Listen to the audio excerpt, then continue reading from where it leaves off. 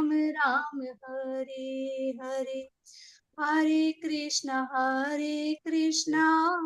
कृष्ण कृष्ण हरे हरे, हरे राम राम राम राम हरे हरे, कृष्ण कृष्ण कृष्ण कृष्ण कृष्ण हरे हरे, हरे हरे राम हरे राम, राम राम राम हरे हरे. खूब खूब धन्यवाद. हरे कृष्ण जी, हरे धन्यवाद। हरे कृष्ण. कृष्ण प्रभु जी। थैंक हरे यू कृष्ण उर्मिला प्रभु माता जी, जी. दंडवत दंडवत प्रणाम प्रणाम। प्रभु जी। दंडवत प्रणाम. हरे रमेश कृष्ण प्रभु, प्रभु जी। रतिलाल प्रभु, अभी खारवा प्रभु, किरण बेन वसोया माता जी, नैना माता जी, कल्पेश परमार प्रभु, जयेंद्र प्रभु, હિરલ માતાજી, દીપક સુપર પ્રભુ, ઉર્મિલા માતાજી, હર્ષા માતાજી અને યશવી માતાજી. હરિવર યશવી નામ છે ને, દીપલ ગૌરંગ માતા. હરિવર યશવી માતાજી, અમરીશ રાજકૃષ્ણ પ્રભુ, અમરીશ પટેલ પ્રભુ, વેદાંશ પ્રભુ, મુકેશ ચંદ્ર પ્રભુ અને તેમને ત્યાંથી મારા માતાજી છે અને શશી માતાજી, હરે કૃષ્ણ પ્રભુજી. પુષ્પાજી. દંડવત પ્રણામ. હરે કૃષ્ણ. અર્ચના માતાજી. વેલકમ. તો બધાનું ખૂબ ખૂબ હૃદયપૂર્વકનું સ્વાગત છે ઇસ્કોન મેંગલુરુ શ્રી શ્રી રાધા ગોવિંદ મંદિર કુલાઈ તરફથી.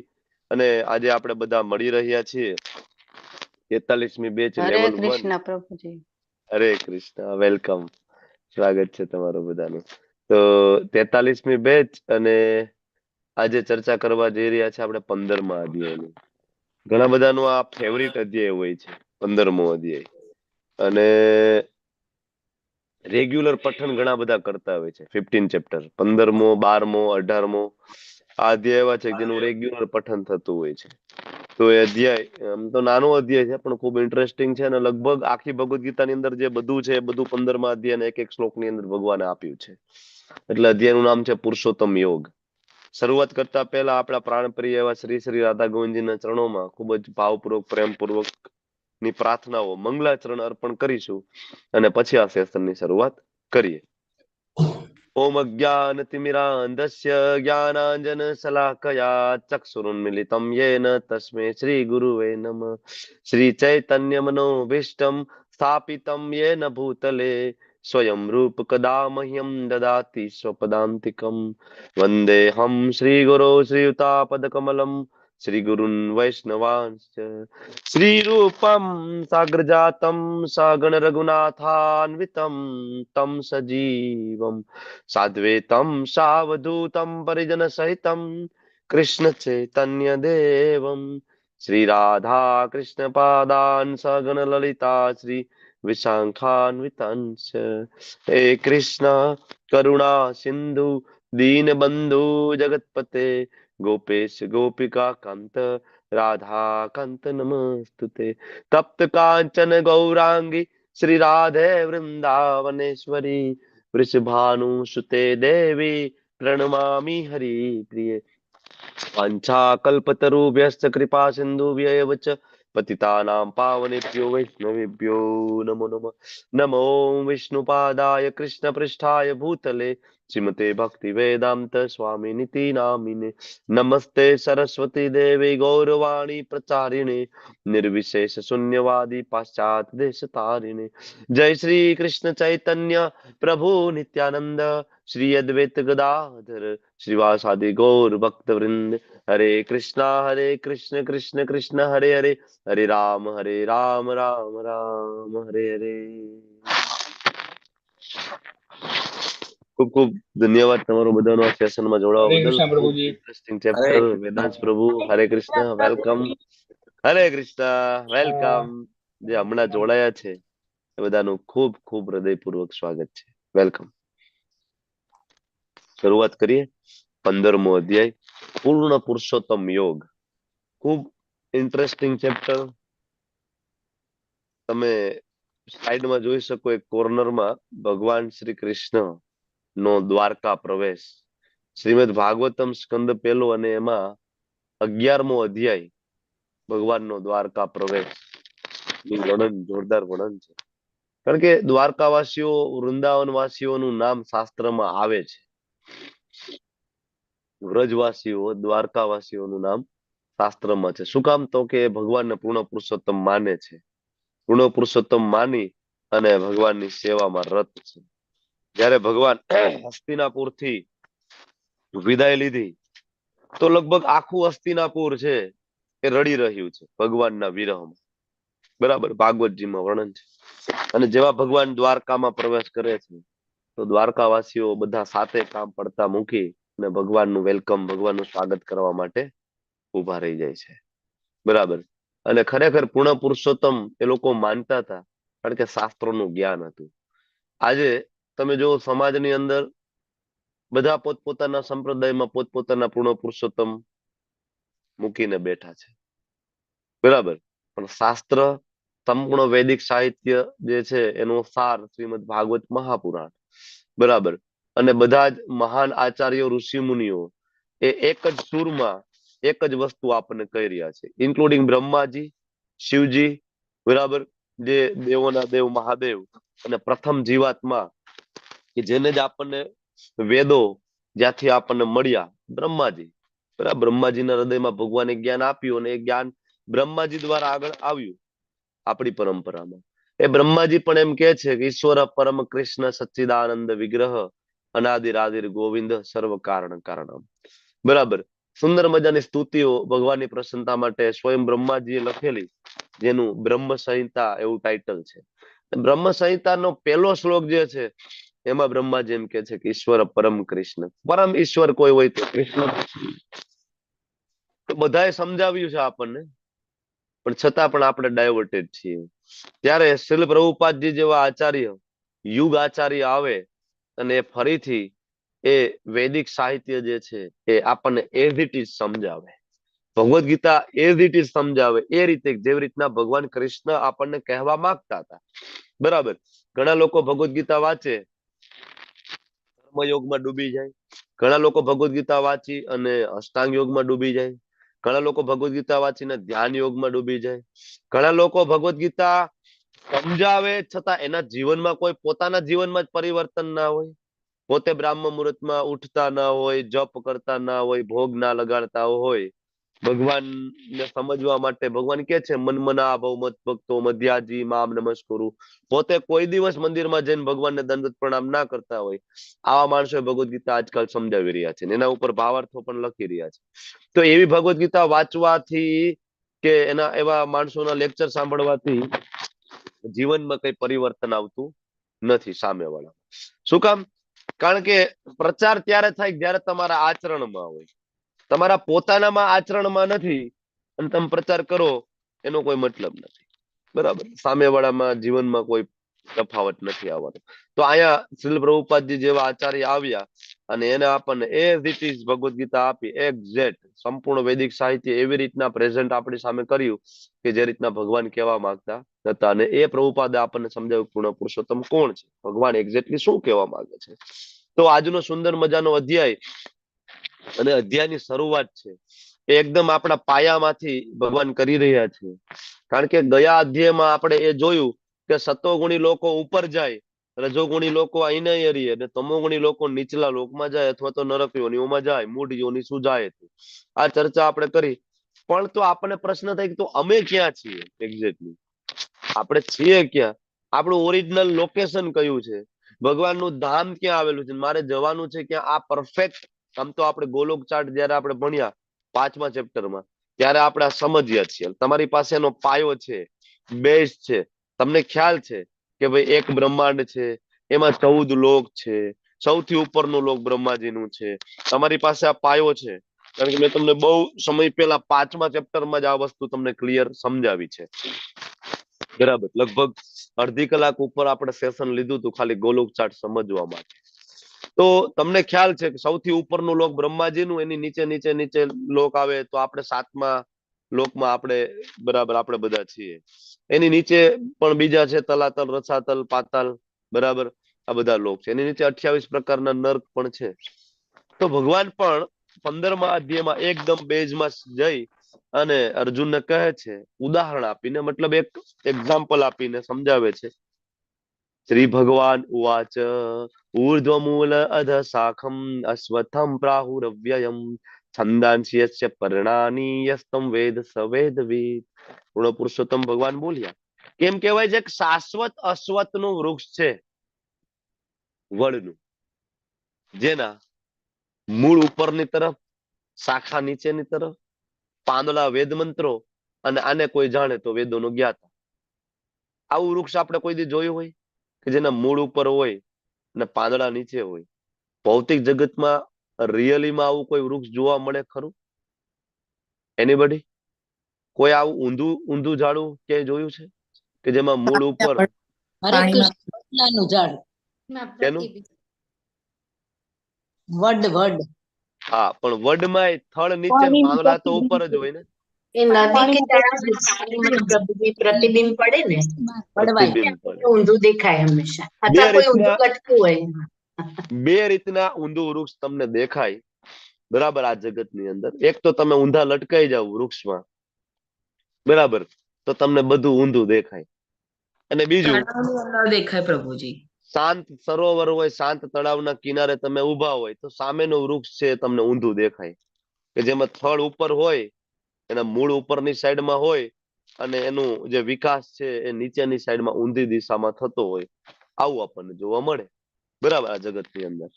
તો ભગવાન આપણને ઉદાહરણ આપીને સમજાવી રહ્યા છે ઊંધા વૃક્ષથી. અને ભગવાન એમ કે છે કે આ ઊંધા વૃક્ષને કોઈ જાણી લે, બરાબર, એના પાંદડા છે વેદ મંત્રો છે, એને કોઈ જાણે તો વેદોનું જ્ઞાન થશે. આવું કેવું ભાઈ?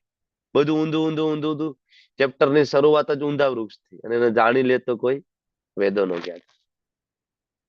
ભગવાન એટલા માટે સમજાવી રહ્યા છે કે આ જગતમાં જે કઈ આપણે જોઈ રહ્યા છે બધું પરાવર્તન છે, રિફ્લેક્શન છે. આ જગતમાં એ કઈ વાસ્તવિક નથી, મતલબ પરમેનન્ટ નથી. બધું કેવું છે? ટેમ્પરરી છે. એટલે ભગવાને આગળ પણ ઘણી બધી જગ્યાએ કીધું કે મામુ પેત્ય તો કોંતેય પુનર્જન્મ ન વિદ્યતે. બરાબર.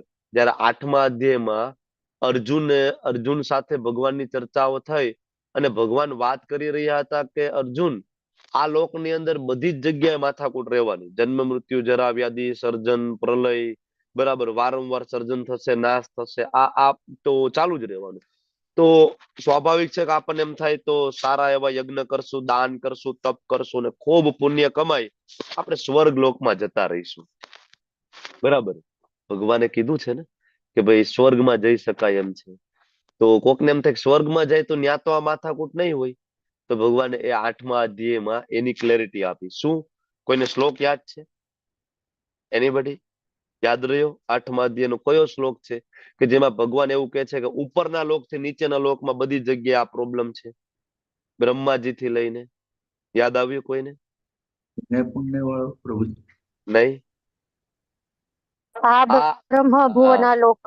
હા, પુનરાવર્તિત આ અર્જુન. આ બ્રહ્મ ભુવન, આ બ્રહ્મ ભુવન લોકા પુનરાવર્તી નો અર્જુન. હે અર્જુન, છેક બ્રહ્માજી થી લઈ અને સામાન્ય કીડી હોય ત્યાં સુધીના બધા જ લોક, બરાબર, ઉપરથી લઈને બ્રહ્મલોક થી લઈને નીચે પાતાળ ને 28 પ્રકારના નર્ક, બધી જ જગ્યા પુનરાવર્તન ચાલુ છે. જન્મ મૃત્યુ, જન્મ મૃત્યુ, જન્મ મૃત્યુ, જન્મ મૃત્યુ.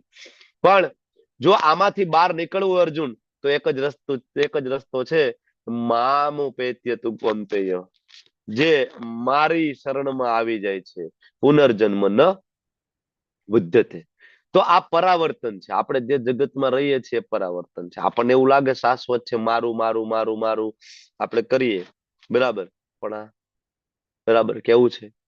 આ નાશવંત જગત છે, શાશ્વત નાશવંત જગત છે, બરાબર. આપણે જોઈએ છે આજે ખોદકામ ચાલતા હોય તો હડપ્પા સંસ્કૃતિના અવશેષો નીકળતા હોય છે, આખે આખા નગર નીકળે. એક સમયે તક્ષશિલા, નાલંદા જેવી મોટી મોટી યુનિવર્સિટીઓ ધમધમતી હતી આ ભારત ભૂમિ ઉપર, કે જેમાં વિશ્વમાં અલગ અલગ દેશોમાંથી લોકો છે એ અભ્યાસ કરવા માટે આવતા. પણ આજે નથી કઈ જોવા મળતું, બરાબર. ત્યાં શું પડેલું છે? ખાલી એના અવશેષો પડેલા છે. આપણને એમ થાય કે અહીંયા જ મજા છે, અહીંયા જ મજા છે, અહીંયા એન્જોય કરી લો. પણ જન્મ મૃત્યુ જરા વ્યાધિનું શું આવશે?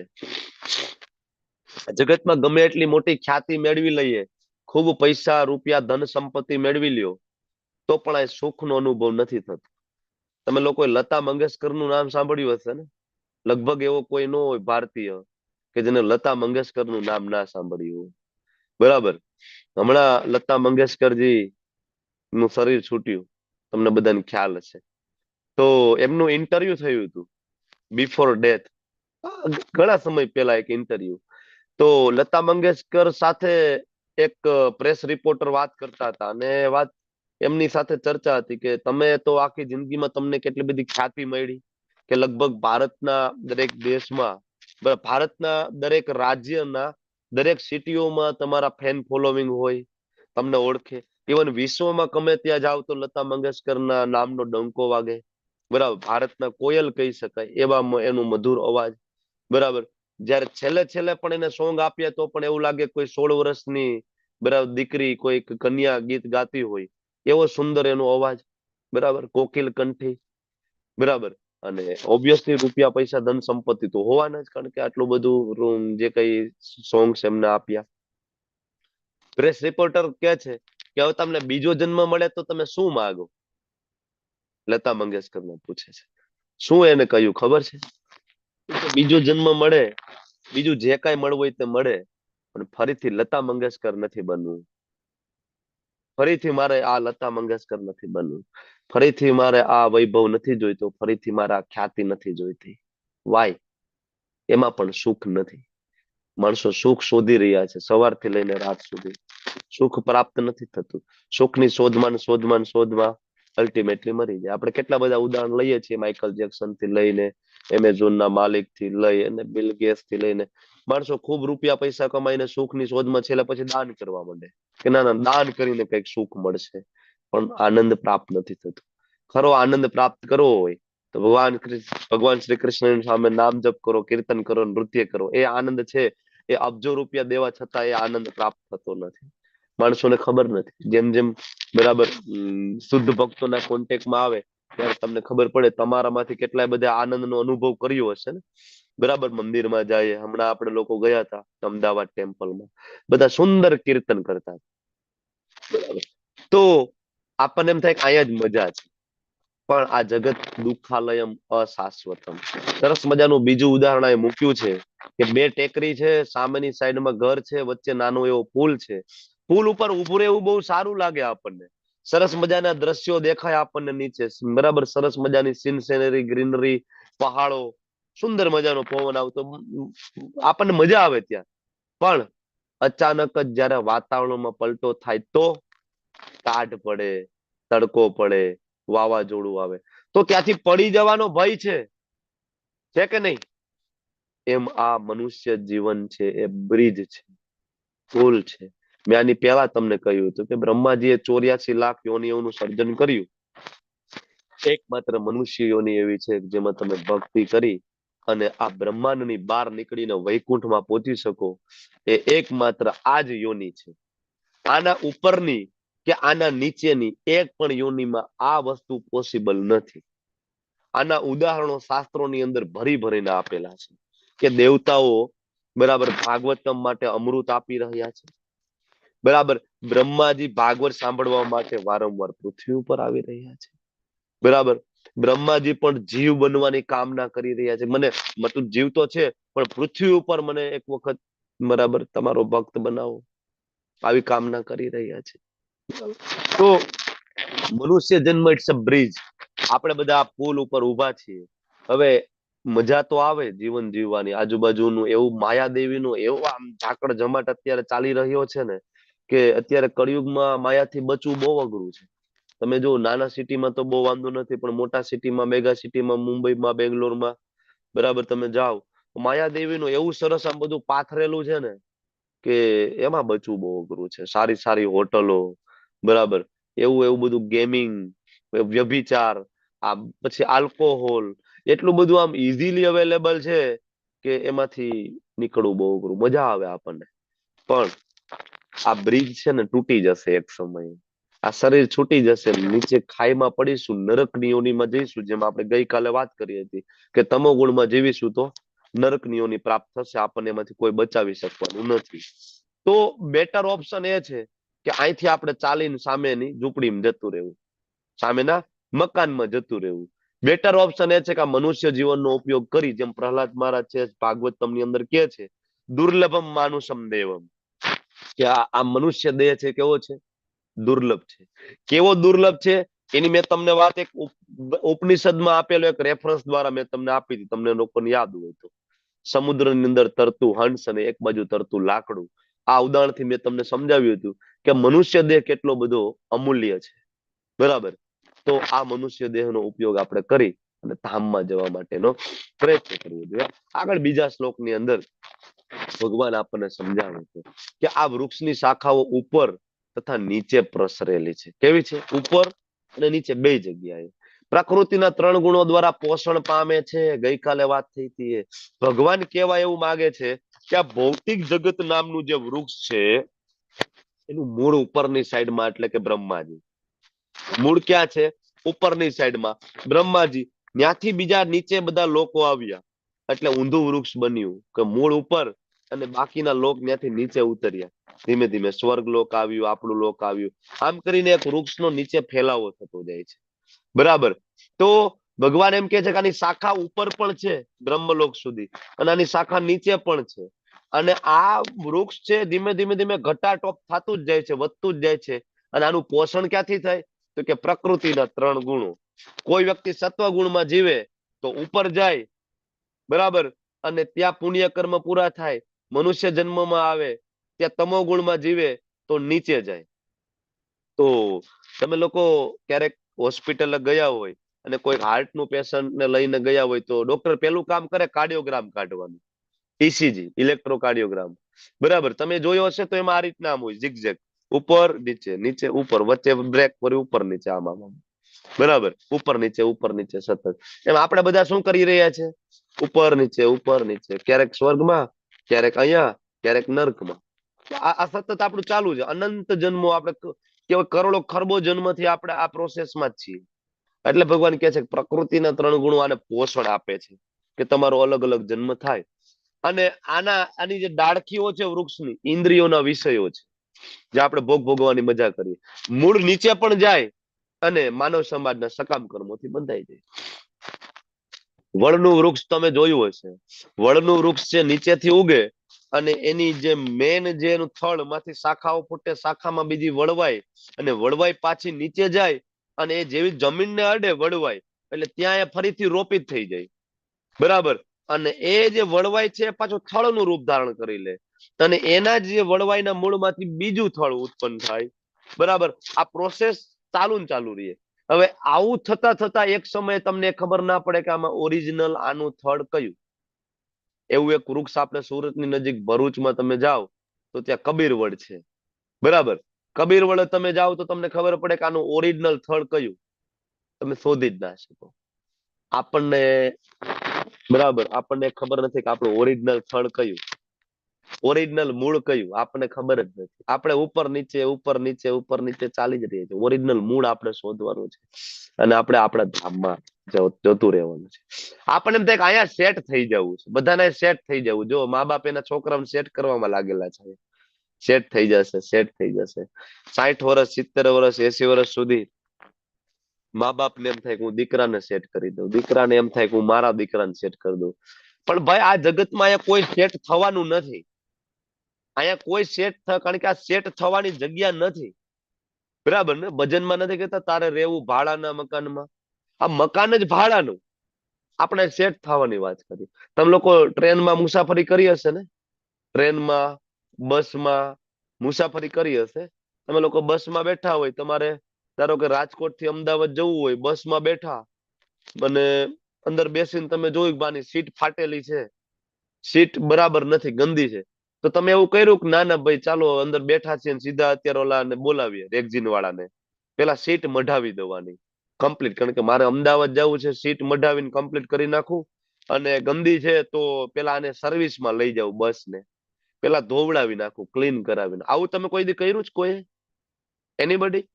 ટ્રેનમાં બેઠા હોય તો ટ્રેન પેલા ધોવડાવી દઉં, સાફ કરાવીને. એના ટોયલેટ બાથરૂમ સારા નથી, એક કામ વાળો ભેગો લેતો જાવ, સાફ કરો. કોઈ દી કર્યું? નથી કરતા ને? કા? શું કામ નથી કરતા? વાય? શું કામ આપણે એવું નથી કરતા? બોલો. તેમાં બેસવાનું નથી. લેવાનું છે આપણે, ઉતરી જવાનું. ટેમ્પરરી છે. ટેમ્પરરી ઉતરી જવાનું. પૂરું થાય એટલે ખાલી કરવાનું. ખાલી કરવાનું. હમણાં ડેસ્ટિનેશન આવે એટલે બસ માંથી ઉતરી જવાનું છે. પણ આપણને એમ થાય કે આપણે આ બસ માંથી ઉતરવાનું જ નથી. આજે બસ માં ચડીને બેઠા છે ને ત્યારે 9 દ્વાર વાળી, એવું લાગે કે આ બસ માંથી ઉતરવાનું જ નથી. એટલે આપણે આમાં સેટ થવામાં જ લાગેલા છીએ. હું સેટ થઈ જઈશ ને મારા દીકરાને સેટ કરી દઈશ ને એના દીકરાને. અરે ભાઈ આપણી પેઢીઓ વહી ગઈ સેટ થતી એ કોઈ સેટ ન થયું અહીંયા, બરાબર, અને હું સેટ થઈ જઈશ. કહેવાનો મતલબ એ છે કે અહીંયા કોઈ સેટ થઈ નથી શકતું. માણસો છેલ્લા શ્વાસ સુધી સેટ થવાનો પ્રયત્ન કરે, પણ આ જગત ટેમ્પરરી છે. અહીંથી બહાર નીકળવું અને ભગવત ધામમાં જવું, બરાબર, એ જ કહેવાય કે આજે ખોટના સોદા સ્વરૂપે આ શરીર આપણને મળ્યું છે. બેડ બાર્ગેનિંગ કહેવાય. પ્રભુપાદ ના લેક્ચરમાં કહે છે કે આ શરીર મળવું ને, મનુષ્ય શરીર, આમ તો એ ખોટનો સોદો છે, બેડ બાર્ગેનિંગ. બરાબર, પૂર્વ જન્મના કર્મ પ્રમાણે શરીર મળ્યું, ઇટ્સ અ બેડ બાર્ગેનિંગ, ખોટો સોદો થઈ ગયો. પણ હવે ખોટો જે સોદો થઈ ગયો ને, એને જો કન્વર્ટ કરવો હોય ને સાચી જગ્યાએ ઇન્વેસ્ટ, તો આને ભગવાનમાં ઇન્વેસ્ટ કરી દઈએ તો ધામમાં જતા રહે. સ્વયં ભગવાન 3-4 શ્લોકની અંદર સમજાવે છે, બરાબર, કે આ વૃક્ષના વાસ્તવિક સ્વરૂપની અનુભૂતિ આ જગતમાં ના કરી શકાય. કારણ કે આપણે ઊંધી સાઈડ ઉભા છીએ. આપણે ક્યાં છીએ? ઊંધી સાઈડમાં. આપણે ક્યાં જોઈએ છીએ? પ્રતિબિંબ જોઈએ છીએ, સરોવરમાં પ્રતિબિંબ. ઓરિજિનલ ક્યાં છે? સામે કાંઠે છે. આપણે કાંઠો નથી દેખાતો, આપણે નીચે જોઈ રહ્યા છીએ. એટલે આ જગતમાં આની ઓરિજિનલ અનુભૂતિ નથી. કોઈ સમજી નથી શકતું આનો આદિ ક્યાં છે, અંત ક્યાં છે, આધાર ક્યાં છે. પણ મનુષ્ય સુદૃઢ મૂળ વાળા વૃક્ષને વિરક્તિના શસ્ત્ર વડે કાપી નાખવું જોઈએ. કોઈ વ્યક્તિ આ જગતમાંથી બહાર નીકળવું હોય તો પેલા તો જગત પ્રત્યેની આસક્તિ છોડવી પડે, વિરક્તિનું શસ્ત્ર અપનાવવું પડે. હું અને મારું, એમાંથી આપણે બહાર નીકળવું પડશે, ભગવાન કહે છે. અને ત્યાર પછી એને એવા સ્થાનની શોધ કરવાની કે જ્યાં ગયા પછી પાછું આવવું ના પડે. અચ્છા, આ જગતમાં એવી કઈ જગ્યા છે જ્યાં ગયા પછી પાછું ના આવવું પડે? ભગવાને આગળ 2 વખત કહ્યું, બરાબર, કે મામુ પેત્ય કુંતેય પુનર્જન્મ ન વિદ્યતે. મારી પાસે જે આવે એનો પાછો જન્મ ના થાય. એવું 8મા અધ્યાયમાં પણ કહ્યું, બરાબર, યમ પ્રાપ્ય ન નિવર્તન્તે તદ્ધામમ પરમમ મમ. કે જે મને પ્રાપ્ત કરી લે છે, મારા ધામમાં આવી, એને પાછું નથી જવું પડતું. તો આ ભગવાન એમ કહે છે કે એવા સ્થાનની શોધ કરો જ્યાં ગયા પછી પાછું ના આવવું પડે. એ જગ્યા કઈ? સ્વયં ભગવાનનું ધામ. ત્યાં જઈને શું કરવાનું છે? તો કે ત્યાં ગયા પછી બરાબર પૂર્ણ પુરુષોત્તમ પરમેશ્વરનું શરણ લેવું. કોણ? સ્વયં ભગવાન. અને જેમનાથી અનાદિકાળથી દરેક વસ્તુનો આરંભ થયો, બરાબર, એ ભગવાનનું શરણ લેવું કે અનાદિકાળથી દરેક વસ્તુનો આરંભ થયો. તો એ વસ્તુ ભગવાન 10.8માં આપણને કહી કે અહમ સર્વસ્ય પ્રભો મત સર્વમ પ્રવર્તતે. કે બધું જ મારામાંથી ઉત્પન્ન થયું, મારામાંથી આરંભ થયું અને મારા કારણે બધું ચલાયમાન છે. તો આપણે એ કૃષ્ણનું શરણ લેવાનું છે, બરાબર, ભગવાન સમજાવી રહ્યા છે 3 અને 4 શ્લોકમાં. વિરક્તિનું શસ્ત્ર આપણને એડવાઇસ આપી રહ્યા છે, સમજાવી રહ્યા છે કે તમે હરે કૃષ્ણ મહામંત્રનો જપ કરો, 4 નિયમોનું પાલન કરો, તો વિરક્તિ માટે તમારે અલગથી પ્રેક્ટિસ પાડવાની જરૂર પડશે નહીં. અહીંયા કેટલાય બધા એવા વહાલા વૈષ્ણવો છે કે જે ઘણા સમયથી આ ઇસ્કોનની મુવમેન્ટ સાથે જોડાયા છે, બરાબર, અને એના જીવનમાં એ ફેરફાર આવ્યા છે જે એને કોઈ દિવસ કલ્પના કરેલી નહોતી. છે કોઈ આવા? એનીબડી? કોઈનો કામ, કોઈનો ક્રોધ, કોઈનો લોભ, બરાબર, કોઈનું વ્યસનો છૂટી ગયા, કોઈની ખરાબ આદતો છૂટી ગઈ? કોઈ છે એવું? કોઈ બસ નથી. આપણે હું છું. હા, જો કેટલા બધા હેન્ડ્રેસ થાય છે. હા બરાબર પ્રભુજી, છે. એટલો આનંદ આવે છે ને કોઈ દુઃખ જેવું લાગતું જ નથી જીવનમાં. અરે બોલ, કેટલા બધા હેન્ડ્રેસ થઈ રહ્યા છે ધીમે ધીમે ધીમે ધીમે. બધાથી detach થવાનું બધા બોલતા કે કેમ અલગ થવાનું બધાથી. હવે ખબર પડી કે એકાંતમાં પ્રભુ મળી જાય તો કોઈની જરૂર જ નથી પડતી. અરે બોલ, ખૂબ સરસ. જો ટૂંકમાં કેટલા બધા પાર્ટિસિપેન્ટના હેન્ડ્રેસ છે, કેટલા બધાનું પોતાનું રિયલાઇઝેશન છે. તમારી વચ્ચે રહેલા પાર્ટિસિપેન્ટને જો આપણે રિયલાઇઝેશન વિશે પૂછીએ તો એના માટે આખો સેશન લેવું પડે, સિરીઝ લેવી પડે, બરાબર. તમારા બધાના જીવનમાં કંઈક ને કંઈક પરિવર્તન થયા છે, એમાં કોઈ શંકાને સ્થાન નથી. એટલે વિરક્તિ માટે કોઈ સ્પેશિયલ પ્રયત્ન વૈષ્ણવોને કરવો પડતો નથી. જેવું તમે હરે કૃષ્ણ મહામંત્ર જપ કરો છો, જેવું તમે ભગવાનને ભોગ લગાડો છો, અને તમારા જીવનમાં ચેન્જીસ આવશે. ભગવાન આપણને એ જ વસ્તુ અહીં સમજાવી રહ્યા છે. આપણું બધાનું બહુ સૌભાગ્ય છે કે આપણે આ સમજવા માટે આપણને સક્ષમ કર્યા શીલ પ્રભુપાદજીએ. બાકી જો માણસોને ખબર નથી કે ભૌતિક જગત એટલે આપણે જ્યાં રહીએ છીએ અને આધ્યાત્મિક જગત એટલે કે ભગવાનનું ધામ, એમાં શું ફેર છે. જો સરસ મજાનું એક ટેબલ આપ્યું છે કે ભૌતિક જગત છે, વાસ્તવિક તો છે, એવું નથી કે ભાઈ આ સ્વપ્નું છે. માયાવાદીઓ એમ કે ભાઈ આ કહેવાય બ્રહ્મ સત્ય, જગત મિથ્યા. જગત મિથ્યા નથી, કારણ કે ભગવાન દ્વારા નિર્માણ થયેલી એકેય વસ્તુ મિથ્યા ના હોય, કારણ કે સ્વયં ભગવાને એનું નિર્માણ કર્યું. મિથ્યા નથી, પણ કેવું છે? ટેમ્પરરી. બ્રહ્મ સત્ય જગત અશાશ્વતમ, આવું કહી શકાય. શાશ્વત નથી, ટેમ્પરરી છે. સર્જન અને પ્રલય ચાલે છે. પણ ભગવાનનું ધામ કેવું છે? તો કે મારા ધામની અંદર સર્જન અને પ્રલય થતા નથી. આ ક્લેરિટી ભગવાને 8મા અધ્યાયમાં આપી. જયારે અર્જુને ભગવાનને પૂછ્યું, ભગવાન એવી કોઈ જગ્યા તો બતાવો જ્યાં સર્જન પ્રલય ના હોય. તો ભગવાને કીધું કે હા અર્જુન, એ મારું ધામ છે, જેને ઘણા વેદાંતિઓ અક્ષર તરીકે ઓળખવામાં આવે છે, અવ્યક્ત તરીકે ઓળખે છે. અર્જુન, એ મારું ધામ છે, આવી જા, અહીંયા એ માથાકૂટ નથી. બરાબર. સાચો પ્રેમ ભગવાનના ધામમાં છે, અહીંયા નથી સાચો પ્રેમ. અહીંયા કઈ ને કઈ સ્વાર્થ છે. હું તને ભોગું, તું મને ભોગવ, અલ્ટિમેટલી એ જ છે આ જગતની અંદર. ગમે એટલો સારો પ્રેમ લાગે, પણ એની અંદર કંઈક ને કંઈક સ્વાર્થની કામના છે. સાચો પ્રેમ માત્ર ભગવાન સાથેનો છે. બરાબર. બાકી પ્રેમ આ રિફ્લેક્શન છે. જો જીવને પ્રેમ કરવાની બરાબર ઇનબિલ્ટ ક્વોલિટી, કારણ કે ભગવાન બરાબર ભગવાનની ક્વોલિટી પ્રેમ કરવાની છે, તો આપણામાં આપણે એના સંતાનો છે, આપણામાં પણ એ ગુણ આવ્યો. પણ ભૌતિક જગતમાં આવ્યા ને માયાથી આચ્છાદિત થયા ને, એટલે એ ગુણ વિકૃત થયો. એટલે જો આ જગતમાં માણસો બધા પ્રેમ ઈચ્છે છે ને પ્રેમ બધાને કરે છે, કોઈને કોઈ પ્રેમ કરવા ના મળે ને તો ઘરમાં કૂતરો લઈ આવે, કૂતરાને પ્રેમ કરે. જોયું કે નહીં તમે? બિલાડી લઈ આવે, એને પ્રેમ કરે. બરાબર. કોઈને કોઈ માણસો ગેજેટને પ્રેમ કરે. કેટલો પ્રેમ કરે ગેજેટને? પોતાના દૂર ના જવા દે. બરાબર. ઘડીક ઓલું કવર બદલાવે, ઓલું કવર બદલાવે. ટૂંકમાં પ્રેમ કરવાનો આપણો એક ઇનબિલ્ટ સ્વભાવ છે, પણ સાચો પ્રેમ આ જગતમાં આપણને મળતો નથી. એટલે મોટા ભાગે આપણે દુઃખી થઈએ છીએ એ બધા પ્રેમ કરવાથી. જયારે કૃષ્ણ સાથે પ્રેમ થશે ને, ત્યારે તમે દુઃખી નહીં થાવ. બરાબર ને? મીરાબાઈ બરાબર ને કોની સાથે પ્રેમ કર્યો?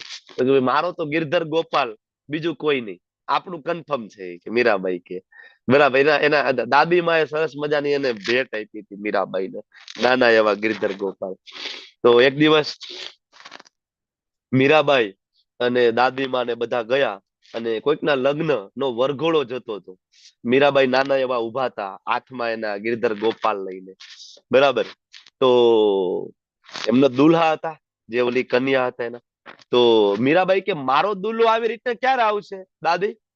બરાબર. તો દાદીમાં એમ કીધું, તારો દુલ્હા તો તારી સાથે જ છે. કોણ? હાથમાં ગિરધર ગોપાલ હતા. અને મીરાબાઈ ને આ વસ્તુ જે કીધી એ સીધી મગજમાં જ ઉતરી ગઈ. બરાબર. અને મીરાબાઈ ને થઈ ગયું કે આજ મારા સ્વામી, આજ મારા પ્રેમી. બરાબર. હું એની ને એ મારા. પૂરું. આ સાચો પ્રેમ છે. સાચું સુખ આ જગતમાં નથી. અહીંયા ટેમ્પરરી સુખ છે. તમને એમ થાય કે અહીંયા સુખ મળે છે. બરાબર. કોઈ પણ વસ્તુ તમે વિચાર કરી લો. અત્યારે ધારો કે ગેજેટ નો જમાનો છે, યંગસ્ટર. બરાબર. નવો એપલ નો આઈફોન આવે તો તમે સર્ચ કરો તો વિદેશોમાં, હવે તો ભારતમાં જોવા મળે, વિદેશોમાં માણસો 1 દિવસ 2 દિવસ બરફ પડતો હોય, બરાબર, એવી ઠંડીમાં માણસો લાઈનમાં ઉભા હોય. બરાબર. કેવાય કે પહેલા દિવસે મને એ ફોન મળે. બરાબર. અચ્છા, એ ફોન મળી ગયા પછી સુખ મળી જાય છે માણસોને? મળી જાય છે? 6 મહિના, વર્ષ ત્યાં લોકો નવું અપડેટેડ વર્ઝન આપી દે એટલે ઓલું આઉટડેટેડ થઈ જાય. સુખ ક્યાં જાય છે? બધી જગ્યાએ આપણે સુખ શોધીએ છીએ, પણ એ સુખ આપણને મળતું નથી. કોઈ એમ કે મને ગુલાબ જાંબુમાં બહુ સુખ છે. બરાબર. કલ્પેશ પ્રભુને એમ થાય કે મને ગુલાબ જાંબુ બહુ ભાવે છે. પેલું ખવડાવું તો કે હા પ્રભુજી બહુ આનંદ આવ્યો. બીજું તો કે બરાબર મજા આવે છે. ત્રીજું તો કે બરાબર. ચોથું આપીએ તો કે પ્રભુજી હવે બસ હવે મોઢું ભાંગી જશે, હવે મજા નહીં આવે. આપણે બહુ આગ્રહથી 5મું 6ઠું ખવડાવીએ, હવે પૂરું થઈ ગયું, હવે તો હાલશે જ નહીં. અને જો એમ કરીને તમે 2-4 બીજા ખવડાવી દો તો કે હવે પૂરું, હવે તબિયત બગડી જશે, હવે ઉલટી થશે. બરાબર ને? સુખ ક્યાં ગયું? પેલો ગુલાબ જાંબુ ખાવામાં સુખ મળતું હતું. એક ગુલાબ જાંબુ ખાવા 10મો ગુલાબ જાંબુ તો સેમ છે. શરીર તમારું સેમ છે, જીભ તમારી સેમ છે, બધું એજ ઇટ ઇઝ સેમ, કોઈ ફરક નથી થયો. પણ પેલામાં જે સુખ હતું એ 10મામાં કેમ નથી? કારણ કે આ જગતની અંદર સુખ છે, ટેમ્પરરી છે. અહીંયા સુખ નથી. ભગવાનના ધામમાં આવું સુખ નથી. બરાબર, આપણા જેવું. ભગવાનના ધામની અંદર જે સુખ છે પરમેનન્ટ છે. બરાબર, અનંત શેષ છે, અનંત સમયથી અનંત ફેણ દ્વારા ભગવાનની કથાઓ ગાઈ રહ્યા છે, છતાં પણ હજી બરાબર એ તૃપ્તિ, એ આનંદ એનો પૂરો નથી થયો. સતત બરાબર સાચા સંબંધો ભગવાન સાથેના, આપણા અહીંયા જે સંબંધો કામ ચલાવ, ગમે એટલી પ્રેમાળ પત્ની હોય બરાબર, પણ એ ઘરના ઉંબરા સુધી, ઉંબરું એટલે ખબર ને, કારણ કે સ્મશાને આવવાની પરમિશન સ્ત્રીઓને નથી હોતી, એટલે ક્યાં સુધી? ઘરના ઉંબરા સુધી તમારું સાથ આપી શકશે જ્યારે આપણને લઈ જશે 4 જણા ઉપાડીને.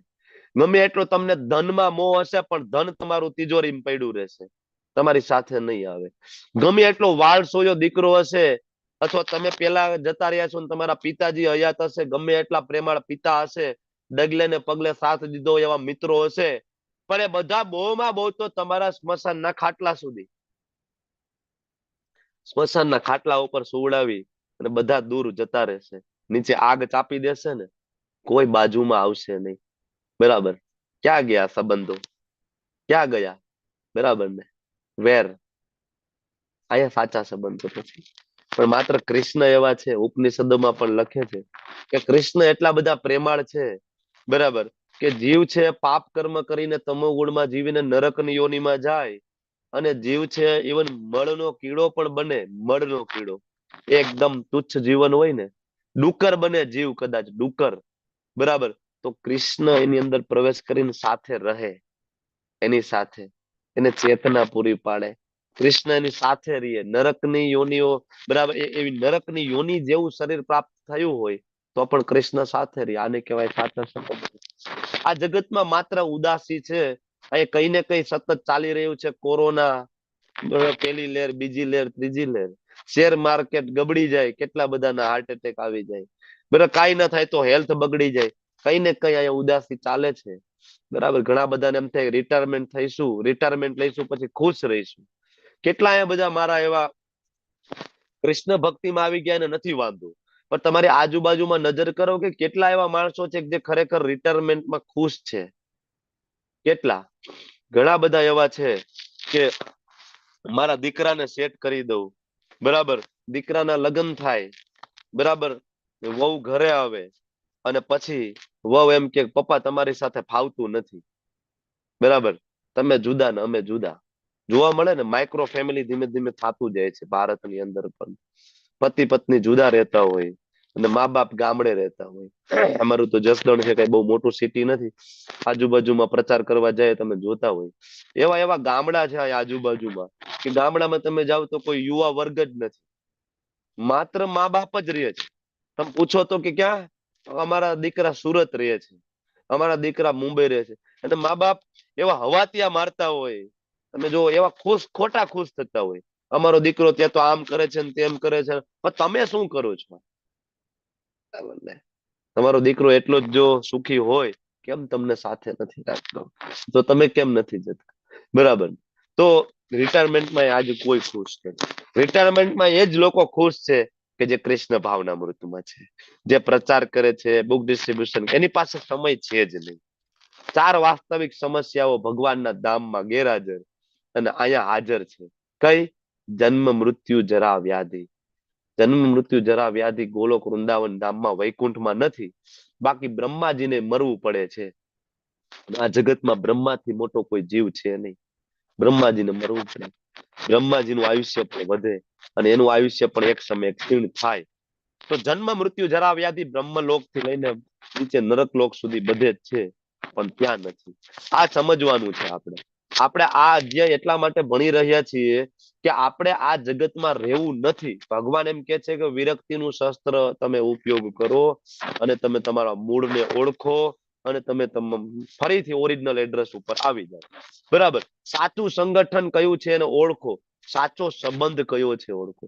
આપણે આ જગતના સંબંધોમાં એટલા બધા ગૂંચવાઈ ગયા છીએ કે આપણને આપણા ભગવાન કૃષ્ણ સાથેનો સંબંધ આપણને યાદ નથી આવતો. આપણને આ જગતમાં કોઈ 200-500 રૂપિયા આપે તો આપણે એનો આભાર છે બરાબર યાદ રાખીએ કે હું એનો ઋણી થઈ ગયો. આપણે આપણા રિલેટિવ કોઈક મળવા આવે તો આપણે કૃષ્ણને ભૂલી જાય, કારણ એને ખોટું લાગી જશે તો બરાબર ને? આવું આપણે માનીએ. ભગવાનના દર્શન કરવા જવું હોય, ગુરુ મહારાજના દર્શન કરવા જવું હોય, કોઈ સગા ઘરે આવે તો આપણે એમ કહીએ કે ના ના મહેમાન ઘરે આવવાના છે તો આપણે જવું નથી. અરે ભાઈ એને ખોટું લાગી જશે તો આપણો મૂળ મુદ્દો એટલો જ છે. પણ તમે વિચાર કરો કે કૃષ્ણને ખોટું લાગી જશે એવું તમે કેદી વિચાર કરશો? બરાબર, જે પરમ પિતા તમારી અને મારી અનંત સમયથી રાહ જોવે છે, વારંવાર આવે છે અહીંયા અવતાર ધારણ કરીને તમને ને મને ભગવદ ગીતાનું જ્ઞાન આપે, રામા અવતારમાં આવે, પરશુરામ ભગવાન તરીકે આવે, કુર મત્સ્ય, કેટલા બધા અવતારો લે. સ્વયં કૃષ્ણ એ પ્રગટ થયા ધરાતલ ઉપર. અરે બાકી હોય તો ચૈતન્ય મહાપ્રભુ પ્રગટ થાય. જે કૃષ્ણના હાથમાં બાંસુરી હોય, આજુબાજુમાં કેટલી બધી ગોપીઓ હોય, અને એ કૃષ્ણ તમારા ને મારા માટે સંન્યાસ લઈને બેઠા છે મહાપ્રભુ બનીને, હાથમાં સંન્યાસનો દંડ, ઝારખંડના જંગલોમાં ફરી રહ્યા છે ખુલ્લા પગે. શું કામ? શું જરૂર છે એને અહીંયા આવીને સંન્યાસ લેવાની? શું જરૂર છે? માતાથી વિયોગ થયો. જગન્નાથપુરીમાં એકલા નાનો એવો 7x7 નો રૂમ છે બરાબર, મોટા ભાગનું જીવન ત્યાં એને વ્યતીત કર્યું. આજે પણ એ રૂમ છે જગન્નાથપુરીમાં. શું જરૂર છે એને? વાય? તમને ને મને પ્રેમ કરે છે, તમને ને મને પ્રેમ કરે છે, અને એ ઈચ્છે છે કે આપણે પાછા જાય એની સાથે. પણ આપણે તો આઈના માણસોને ખોટું લાગે ને એમાંથી નવરા નથી થતા. આને ખોટું લાગી જશે તો ઓનું ખોટું. અરે ભાઈ ભગવાનને ખોટું લાગી જશે તો? કૃષ્ણને ખોટું નહીં લાગતું હોય શું માનો છો? નથી એને એને એને ચેતના પ્રેમ નથી આપણા પ્રત્યે બરાબર ને? ક્યારેક એવું વિચારો કે મારા કૃષ્ણને ખોટું લાગી જશે તો? બરાબર ને? આ બહુ મહત્વની વસ્તુ છે. સાચું સંગઠન ઓળખો, સાચો સંબંધ ઓળખો કે મારો. બાકી આ જગતના બધા સંબંધો હું નથી કહેતો કે બધાને છોડી દો, કારણ કે એ આપણું લેવલ નથી અત્યારે બરાબર. એક લેવલ આવે ત્યારે વસ્તુ જુદી છે. આપણી ફરજો નિભાવીએ, માતા પિતા પત્ની બાળકો, પણ સતત એમાં ને એમાં જ બરાબર ને? સાચું સંગઠન ઓળખો, સાચો સંબંધ ઓળખો, શરીર છૂટતા વાર નહીં લાગે. કેટલાને જોવો છો રાત્રે સુતા હોય ને સવારે ઉઠતા નથી. તમારી આજુબાજુમાં નજર દોડાવો, રાત્રે સુતા છે સવારે ઉઠ્યા જ નથી. સાચું એસોસિએશન તમારી સામે જે ફોટા છે ને એ છે, તમારી સામે જે પિક્ચર છે ને એ આપણું સાચું એસોસિએશન, એ આપણું સાચું એડ્રેસ છે. આપણે સતચેતન આનંદ બરાબર, આપણે ભગવાન જેવી આપણામાં ક્વોલિટી છે. આપણે આ દુઃખ સહન કરવા માટે બન્યા નથી, પણ છતાં આપણે હેરાન થઈએ છીએ, દુઃખી થઈએ છીએ. એટલા માટે ભગવાન કૃષ્ણ અહીંયા આવે, લીલાઓ કરે, અને ભગવાન કૃષ્ણ એના શુદ્ધ ભક્ત શ્રીલ પ્રભુપાદજીના હૃદયમાં એક જ્ઞાન પ્રગટ કરે, અને પ્રભુપાદજી એના ભક્તોના હૃદયમાં એક જ્ઞાન આપી અને આવા પિક્ચર ડ્રો કરાવે. તમે જો આબેહૂબ ગોલોક વૃંદાવન ધામના પિક્ચરો બરાબર પ્રભુપાદના શિષ્યોએ આપણને આપ્યા, આબેહૂબ. તમે આ પિક્ચર તમે જોવો છો, કૃષ્ણ બલરામ બેઠા છે, આજુબાજુમાં બધા બાળકો બેઠા છે, ને બધું ફ્રૂટ નીચે પડ્યું છે, જમી રહ્યા છે. તમે વૃંદાવનમાં જાઓ, આજે પણ ત્યાં ભોજન સ્થળી નામની જગ્યા છે, તમે જોયું હોય વ્રજમાં ભોજન સ્થળી નામની જગ્યા છે. આ રમેશ પ્રભુ ને બધા છે વરિષ્ઠ વૈષ્ણવો ગયા હશે, એ એક્ઝેક્ટ તમે જોવો, એ જગ્યા જોવો, પિક્ચર જોવો બરાબર. કામવનમાં છે ને પ્રભુ જો. આજે પણ આ બધી જગ્યાઓ છે કે જ્યાં કૃષ્ણએ માખણ ખાધું છે, જ્યાં કૃષ્ણએ દૂધ પીધું છે, જ્યાં કૃષ્ણએ ગોચારણ કરેલું છે. એક્ઝેક્ટ આબેહૂબ આવા પિક્ચરો આપ્યા. કોને અપાવ્યા? કૃષ્ણએ પ્રભુપાદના હૃદયમાં જ્ઞાન આપ્યું, પ્રભુપાદે એના શિષ્યોને જ્ઞાન આપ્યું, અને એના શિષ્યોએ બાજુમાં બેઠા બેઠા ડ્રો કર્યું. શું કામ? શું કામ એના શિષ્યો આટલી મહેનત કરી રહ્યા છે? તમે વિચાર કરો કે આવા પિક્ચર બનાવી બરાબર, ફાલતુ પિક્ચર કે જે જોઈને તમને કઈ સમજ ના પડે ને એવા પિક્ચરો લાખો ને કરોડો રૂપિયામાં વેચાઈ રહ્યા છે. ફાલતુ બકવાસ. અને કેટલા પિક્ચરોમાં તો નરી નગ્નતા હોય છે, વલ્ગારિટી હોય છે પિક્ચર ની અંદર. માણસો ઘણા બધા કહેવાય કે ડ્રોઈંગ રૂમમાં મૂકતા હોય છે, જોયા છે ને તમે બરાબર? કપડા પહેરેલ ના હોય એવા નગ્ન પિક્ચરો લાખો ને કરોડો રૂપિયામાં વેચાય છે, અને ભક્તો આવા આબેહૂબ પિક્ચરો બનાવે છે. કોની પ્રસન્નતા માટે? તમને ને મને ભાન પડે કે આપણું આ ઓરિજિનલ જગ્યા આ છે, અહીંયા જવાનું છે. આપણે સમજવા માટે તૈયાર નથી ને. એટલે ભગવાન 6થા શ્લોક થી પોતાના ધામનું વર્ણન કરી રહ્યા છે. ભગવાનનું ધામ કેવું છે? ન તદ્ભાસતે સૂર્યો ન શશાંકો ન પાવક યદ ગત્વા ન નિવર્તન્તે તદ્ધામમ પરમમ. ભગવાન એમ કહે છે કે મારું એક ધામ એવું છે, યદ ગત્વા ન નિવર્તન્તે, ત્યાં ગયા પછી કોઈને પાછું આવવું નથી પડતું. અહીંયા કાઉસમાં એવું લખ્યું છે કે મારા સિવાયનું બીજા કોઈનું પણ એવું ધામ છે. શિવજીનું ધામ પણ એવું છે કે જો કોઈ બહુ બ્રહ્મની ઉપાસના કરે ને, શિવજી પકડીને પાછા લઈ આવે. બરાબર ગોલોકચાર જયારે આપણે ડિટેલમાં સમજશું ત્યારે તમને ખબર પડશે. એકદમ વૈકુંઠની શરૂઆતમાં સદાશિવ લોક આવેલું છે, અને સ્વયં શિવજી જ એને વૈકુંઠમાં એન્ટર થવા દેતા નથી જ્યાં સુધી એ વિષ્ણુ ભક્ત, હરિભક્ત, કૃષ્ણ ભક્ત ના બને, એન્ટર જ ના થાય. ફરીને પાછું આવે આઈને અહીંયા. બરાબર, એટલે અહીંયા ઇન્ટુ બ્રેકેટ એવું નથી લખેલું કે શિવજીના ધામમાં જાઓ, દેવી દેવતાઓના ધામમાં જાઓ તો પાછું બધેથી તમારી રિટર્ન ટિકિટ કન્ફર્મ છે. પણ ભગવાન કે તદ્ધામમ પરમમ, મારું એકમાત્ર એવું ધામ છે જ્યાં ગયા પછી પાછું આવવું પડતું નથી. લખી કોણ રહ્યા છે? હેન્ડરાઇટિંગ કોના છે? ગણપતિજીના. બોલી કોણ રહ્યું છે? સ્વયં વેદવ્યાસજી. ગણપતિજીએ વિરોધ કર્યો છે કે ભાઈ આ તમે એમ કહો છો કે યદ ગત્વા ન નિવર્તન્તે તદ્ધામમ પરમમ, આ ખાલી કૃષ્ણનું જેવું ધામ, મારા પિતાજીનું નહીં? બરાબર ને, મારા પિતાજી ભગવાન સમકક્ષ છે તો મારા પિતાજીનું નહીં? પણ ગણપતિજી એ વિરોધ નથી કર્યો જે આપણે આજ વિરોધ કરી રહ્યા છીએ. શિવ પંથીઓ, વિષ્ણુ પંથીઓનો બરાબર પહેલેથી વિવાદ ચાલતો આવતો હોય છે. પણ શાસ્ત્ર વાંચવાની જરૂર છે. શાસ્ત્ર લખનાર સ્વયં ગણપતિજી. અને અહીંયા એ કહે છે કે ભગવાનના ધામમાં સૂર્ય ચંદ્ર દ્વારા પ્રકાશની જરૂર નથી.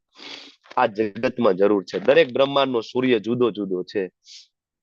કારણ કે જેવું આ બ્રહ્માંડનું નિર્માણ થયું, મહાવિષ્ણુજીના જે રોમકૂપોમાંથી બ્રહ્માંડ ઉત્પન્ન થયું, અને જેવા ગર્ભોદક્ષાય વિષ્ણુ બરાબર ગર્ભોદક સમુદ્ર પોતાનું જે શરીરનો જે પરસેવો થી અડધું બ્રહ્માંડ ભરી દીધું, એના ઉપર એ સૂતા ગર્ભોદક્ષાયી વિષ્ણુ. બરાબર, ત્યારે ત્યાં કહેવાય કે પ્રગાઢ અંધકાર હતો, અને ત્યારે સૂર્યની રચના થઈ. સૂર્યની રચના પછી થઈ, કારણ કે આ જગતમાં અંધકાર છે, કારણ કે અહીંયા આવરણ છે, 5 કોટિંગ છે એક બ્રહ્માંડની. એક જે બ્રહ્માંડ છે એમાં 5 લેયરનું કોટિંગ છે, બીજા 3 બરાબર એમ કરીને 8 તત્વોનું કોટિંગ છે. કારણ કે સૃષ્ટિના સર્જન પહેલા સૌ પ્રથમ બ્રહ્મા સર્જન થયા, તો બ્રહ્માને જે માલ મટીરિયલ ભગવાન દ્વારા આપવામાં આવ્યું એ 8 તત્વો, કે આ 8 તત્વો હું તમને આપું, આમાંથી તમારે સૃષ્ટિનું નિર્માણ કરવાનું. એ 8 તત્વો એટલે પંચમહાભૂતના મન, બુદ્ધિ ને અહંકાર. 8 તત્વોની બહાર બીજું કઈ છે નહીં. 8 તત્વો આપ્યા, અને આ 8 તત્વોનું આવરણ છે. એટલે આ એક ગાઢ અંધકાર છે, અને ગાઢ અંધકારને દૂર કરવા માટે આ જગતમાં સૂર્યની જરૂર પડે, ભગવાનના ધામમાં જરૂર નથી. કારણ કે ભગવાનના શરીરમાંથી નીકળતું તેજ બરાબર એ વૈકુંઠના બધા જ ગ્રહો જે છે એ સ્વયં પ્રકાશિત છે, એની મેળે પ્રકાશિત છે. ત્યાં પ્રકાશની જરૂર નથી, આપણે આ જરૂર પડે. બરાબર, તમને એમ થાય કે અમારા ઘરમાં તો સૂર્યનો પ્રકાશ ના હોય તો રાત્રે તો અમે લાઈટ કરીએ છીએ, પણ તમારા ઘરમાં આવતી વીજળી, જીબીની લાઈટ પણ કઈ રીતના બરાબર કઈ રીતના બને છે? બરાબર, એ પણ પૃથ્વીના પેટાળમાં રહેલા જે વૃક્ષો એમાં ચેન્જીસ થઈને કોલસા બન્યા, અને એ કોલસામાંથી જ અલ્ટિમેટલી જનરેટ થઈને વીજળી આવે છે, અણુ રિએક્ટરોમાં વાપરે છે. બરાબર, અથવા તો ટર્બાઇન ફરે તો પાણીની ગતિ પણ સૂર્ય ચંદ્રને આધારિત ગતિ છે. ટર્બાઇન ફરે અને વીજળી યેન કેન પ્રકારે આપણા ઘરે કોઈ પણ પ્રકારની શક્તિનો સોર્સ હોય તો સૂર્ય છે, યેન કેન પ્રકાર. એટલે ભગવાન કહે છે કે મારે તો એ જરૂર નથી, મારા ધામમાં સૂર્ય ચંદ્રની જરૂર નથી, ન તો અગ્નિ. બરાબર, જરૂર નથી, આપણે જરૂર છે. ભગવાન એમ કે છે આવા ધામમાં તમે આવો. ભગવાન પોતાના ધામની વાત કરી રહ્યા છે, ધામનું માર્કેટિંગ કરી રહ્યા છે. શું કામ? કઈ ભગવાનને ત્યાં પાર્ષદો ખૂટે છે? શું લાગે તમને કે ભગવાનના ધામમાં એના નોકર ચાકર ઘટે છે ને તમને મને બોલાવવા આવ્યા છે? તમે ભાગવતજી વાંચો, શ્રીમદ ભાગવતમ સ્કંદ બીજો, બ્રહ્માજી જ્યાં ચર્ચા કરી રહ્યા છે નારદજી સાથે, તો બ્રહ્માજી ભગવાનનું વર્ણન કરી રહ્યા છે ત્રિપાદ વિભૂતિ તરીકે. બરાબર, કારણ કે આ જગતને 4 ભાગમાં તમે વેચો, ચતુષ્પાદ, તો આપણે એક ભાગમાં જ છીએ. આ અનંત બ્રહ્માંડો જે છે ને, અનંત બ્રહ્માંડો એ ખાલી 25% જગ્યામાં આવેલા છે. 75% જે જગ્યા છે એ વૈકુંઠની છે. આટલું મોટું વૈકુંઠ છે, અને આ એક પૃથ્વી નહીં, આ પૃથ્વી જેવા લાખો ને અરબો ગ્રહો આ જગતમાં, આ બ્રહ્માંડમાં જે છે ભૌતિક જગતમાં, એ બધા બ્રહ્માંડોની 84 લાખ યોની, ખાલી મનુષ્ય નહીં, નાનામાં નાની કીડી, બેક્ટેરિયા, વાયરસ થી લઈને બધાની ગણતરી કરી લો અને એ જે વસ્તીનો સરવાળો આવે એના કરતા 3 ગણા ભગવાનના ધામમાં પાર્ષદો છે. કેટલા? 3 times more. ત્રિપાદ વિભૂતિ છે. તો એવું પણ નહીં માનવું આપણે કે ભગવાનની આ સેવકોનો તૂટો છે, કહેવાનો મતલબ. કારણ કે જયારે ભૌતિક જગતનું નિર્માણ થયું ને ત્યારે જીવ પાસે ભગવાને 2 ઓપ્શન આપ્યા હતા કે બોલો તમારે પોતે ભોગ ભોગવવા જવું છે કે મારી સાથે રહીને આપણે સાથે મારી સેવા કરશો. તો એમાં 75% જીવોએ નક્કી કર્યું ભગવાન અમે તમારી સાથે રહેશું. અને આપણા જેવા મૂર્ખાઓ હતા એ બધાએ કીધું કે અમારે તમારી સાથે રહેવું નથી, અમારે ભગવાન બનવું છે. એવા 25% અહીંયા પડ્યા છે આ ભૌતિક જગતમાં. 75% ભગવાનની સાથે છે. એટલે જયારે બ્રહ્માજી બ્રહ્મ સંહિતામાં વર્ણન કરી રહ્યા છે ત્યારે બ્રહ્માજી એમ કહે છે કે સહસ્ત્ર સત લક્ષ્મી, એક લક્ષ્મી નહીં, કરોડો લક્ષ્મીઓ ભગવાન શ્રી કૃષ્ણની સેવા ગોલોક વૃંદાવન ધામમાં કરી રહી છે. આવું ભગવાનનું ધામ છે. ભગવાનને માર્કેટિંગની જરૂર નથી. પણ મેં તમને હમણાં કહ્યું એમ કે આપણને બહુ પ્રેમ કરે છે. ભગવાનને આપણો વિરહ સાલે છે. અને ભગવાન ઈચ્છે છે કે મારો દીકરો પાછો આવી જાય. કારણ કે ભગવાન આગળના શ્લોકમાં કહે છે મમે વાંશો જીવ લોકે જીવ ભૂત સનાતન મન સષ્ટાની ઇન્દ્રિયાણી પ્રકૃતિ સ્થાની કરસતી. ભગવાન આપણા દુઃખથી દુઃખી છે. ભગવાન આ શ્લોકની અંદર એમ કે છે કે તમે બધા મારા જીવો, મારા સનાતન અંશો છો. મમે વાંશો, મારા અંશો છો. જીવ ભૂત 84 લાખ યોની અને હા સનાતન અંશો છો. એવું પણ નહોતું કે પેલા તમે ભગવાન હતા અને હવે તમે જીવ બન્યા છો. તમે મારા અંશ હતા, છો અને રહેશો. આમાં સનાતન શબ્દ બહુ જ મહત્વનો છે. આ શ્લોકમાં સનાતન અંશો છો. ભગવાન ભગવાન હતા, છે અને રહેશે. આપણે અંશ હતા, છીએ અને રહેશું. કોઈ દે એવું નહીં બને જાય કે તમે તપ કરશો ને હું ને તમે ભગવાન બની જઈશું. આવા કેટલાય મૂર્ખાઓ છે જે જ્ઞાન આપી રહ્યા છે કે આપણે માયામાં પડી ગયા છે, માયાનો પડદો હટી જશે ને આપણે ભગવાન બની જઈશું. નહીં. શ્લોક વાંચો. મમે વાંશો જીવ લોકે જીવ ભૂત સનાતન, સનાતન અંશ હતા, છીએ ને રહેશું. ભગવાન આપણા દુઃખથી દુઃખી છે. કે છે મન સષ્ટાની ઇન્દ્રિયાણી. તમે મન અને બીજી 5 જ્ઞાનેન્દ્રિય એમ કરીને સષ્ટાની ઇન્દ્રિયાણી 6 ઇન્દ્રિયો દ્વારા આ જગતની અંદર આ પ્રકૃતિમાં તમે કરસતી સંઘર્ષ કરી રહ્યા છો. આપણે બધા કરીએ છીએ ને, સવારથી લઈને રાત સુધી સંઘર્ષ કરીએ છીએ ને. અરે શ્વાસ લેવા માટે સંઘર્ષ છે. શ્વાસ લેવા થોડી વાર બંધ કરી દો તો આ રીતના સંઘર્ષ છે કે નહીં? કાંઈ નથી કરવાનું, છે કે નહીં સંઘર્ષ? અહીંયા જીવવા માટે ક્ષણ માટે સંઘર્ષ કરવો પડે છે. જીવવા માટે. બરાબર. એ તો આપણે અહીંયા રહીએ છીએ એટલે આપણે ખબર નથી. એવા દેશમાં આપણે રહેતા હોય તો આપણને ખબર પડે. બરાબર. 2 ટકના રોટલા માટે સંઘર્ષ કરવો પડે, તમને ખબર છે? બરાબર. દીકરા દીકરીઓનું રક્ષણ કરવા માટે એટલો સંઘર્ષ. બરાબર. તો સંઘર્ષ છે અને ભગવાન નથી ઈચ્છતા કે તમે એનું સંઘર્ષ કરીએ. કેટલો સંઘર્ષ છે? બાળક જન્મે ત્યારથી સંઘર્ષ. નાનું બાળક આજકાલ જોવો તમે, હમણાં જ અમારા એક રિલેટિવ છે, ફોન આવ્યો. કેટલો બધો સમય થઈ ગયો તો હવે એમને ત્યાં દીકરાનો જન્મ થયો. મને ફોન હતો તો મને કે દીકરાનો જન્મ તો થયો. મેં કીધું કેમ છે, તબિયત તો સારી છે ને? ના, એ કે તબિયત ખરાબ છે, હોસ્પિટલાઇઝ છે અને 2 ફેફસા બહુ જ નબળા છે. તો દિવસમાં 2 વખત 30 હજારના ઇન્જેક્શન આપે છે ડોક્ટરો. બરાબર. રોજનું 60-70 હજારનું તો ખાલી ઇન્જેક્શન નું બિલ આવે છે. અને ડોક્ટરો એવું કે છે કે મિનિમમ 1-1.5 મહિનો તો આને રાખવો પડશે. અને આપણને એમ થાય કે મજા છે. તમે જો આપણી શરૂઆત આ જગતમાં કેવી રીતના થઈ છે. તમને એમ થાય કે અમારી સાથે તો આવું નથી થયું. તમે યાદ કરો તમારી માને, આપણી માને આપણે પૂછીએ કે આપણો જન્મ કેવી રીતના થયો છે. આપણો તમારો ને મારો જન્મ થયો ને માતાના ગર્ભમાંથી જેવા બહાર નીકળ્યા ને અને જેવી આપણી નાભી નાળને ડોક્ટરોએ કાપી ને કાતરથી, તમને ને મને 2 પગથી ઊંધા લટકાડવામાં આવેલા હતા. અને ડોક્ટરોએ આપણા પીઠ ઉપર મારેલું છે આપણને અને આપણને રોવડાવેલા છે. આ થોડું ઘણું કોઈ જાણતા હોય નર્સિંગ નું, બરાબર, એને ખબર છે. કારણ કે માતાના ગર્ભમાં હોય, આપણા નાકમાં મોઢામાં કફ ભરાઈ ગયો હોય, આપણે શ્વાસ નહીં લઈ શકતા હોય, જેવા બહાર નીકળ્યા આપણા પીઠ ઉપર મારે અને આપણે જેવી ક્રાય કહેવાય એને, જેવી આપણી ક્રાય ચાલુ થાય, રડીએ, નાકમાં મોઢામાંથી કફ બધો નીકળે, રોવાનું ચાલુ થાય, આપણું રોવાનું ચાલુ થાય ને ત્યારે આપણી માનને શાંતિ થાય અને ત્યારે ડોક્ટરોને આનંદ થાય. આ આપણા જગતમાં આપણી એન્ટ્રી, રોતા રોતા. અને તમને મને એમ થાય કઈ મજા છે. એન્ટ્રી માર ખાવાથી થઈ, ઊંધા લટકાડવાથી થઈ, ઊંધા ટીંગાડવાથી થઈ, રોતા રોતા થઈ. અને હવે તો મોટા ભાગના છોકરા કાચની પેટીમાં હોય છે, જન્મ થાય 5 દિવસ 6 દિવસ કાચની પેટીમાં, બરાબર. અલ્ટ્રાવાયોલેટ કિરણોની કાં તો કે ભાઈ કમળો છે, આવતા આવે કમળો, આવતા આવે બરાબર ઇન્જેક્શન ની સોયું ખૂંચાડેલી હોય. અને અહીંયા બહુ આનંદ છે, બહુ મજા છે. શું ચતુરો આનંદ છે અહીંયા આ જગતની અંદર?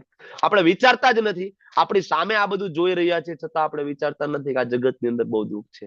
આ ખરેખર આ લોકેશન જીવવા જેવું નથી, જતું રહેવું જોઈએ. ભક્તિ કરીને ધામમાં જતું રહેવું જોઈએ. ભગવાન કે છે મમે વાંચો જીવ લોકે જીવ ભૂત સનાતન.